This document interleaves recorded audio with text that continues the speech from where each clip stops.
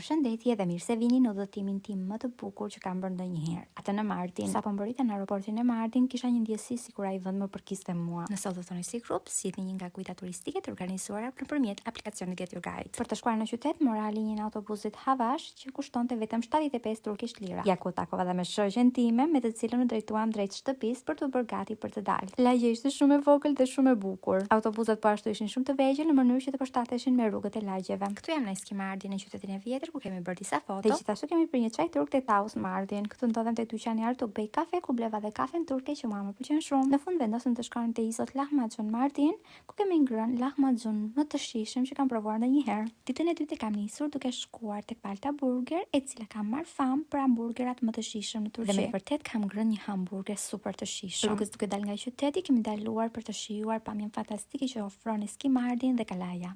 Dalesa jonë e radhës ishte manastiri Derul Zafaran, një manastir 1600 vjeçar që njihet ndryshe dhe si manastiri Shafranit. Kjo për arsye të gurëve me ngjyrë të verdhë të artë. Rikthehemi në qytet dhe shkojmë në qendrën tregtare Mardian, ku kemi pirë një kafe në London Cafe. Ja ku e nisëm dhe ditën e tretë, vendosëm të shkojmë te Xhumballo për të ngrënë mëngjesin. Ky vend më jepte ndjesin sikur kisha vite që jetoj aty. I keni parë ndonjëherë se çfarë është mëngjesi turk? Unë do e quaja mëngjes tregtar. Ishte fantastik, një mëngjes super i shijshëm që kam provuar ndonjëherë. Dhe për më tepër ka kushtuar diku tek 10 deri në 15 euro. Dalesa jonë e radhës ishte Piknik Kalani, një vend në zemër të natyrës. Ditën e mbyllëm te Ramada Plaza, ku kemi bërë një turkish bath ose ndryshe që quhet hamam dhe një masazh super relaksues. Ditën e katërt e kemi nisur shumë herët pasi do të vizitonim të bukurin Midyat. Shkuam për mëngjes tek Mila në Mardin dhe me të vërtetë kishte një ushqim shumë të shijshëm dhe i kënaqur vërtet shumë. Dhe ja ku mbërritëm në fund në Midyat, nuk mund të mos provoja kërna në dorë dhe në fytyrë.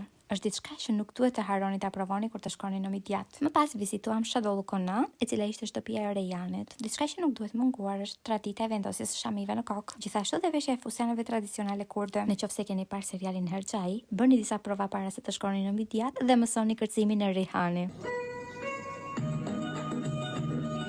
Këtu u futa për të provuar verë siriane dhe pikërisht kjo shishja ishte super e shijshme. Më pëlqeu tema shumë. Dalesa e radhës ishte Aslanbey Kona, shtëpia e Miranit. Por për fat të keq Aslanbey Kona ishte i mbyllur. U larguam dhe shkuam në drejtim të Kafro Pizzeria që ndodhej pranë Midyatit. Nuk e mendoja kurrë që në Turqi mund të provoja një picë kaq të shijshme. Kjo është dita e 5 dhe e fundit në Mardin. Shkova sërish tek Mila, po këtë herë për të provuar ëmbëlsirat. Pastaj shkova në Eski Mardin për të blerë disa nga gjërat më të veçanta. Futa tek Dera Sabun për të blerë disa sapun natyral specifik për probleme të ndryshme. Në listën time ndodhej dhe si e famshme Rejanit dhe sigurisht që e bleva. Dhe si përfundim kam shijuar dhe një kafe të fundit turke me shoqen time tek Artuk Bey Kafe.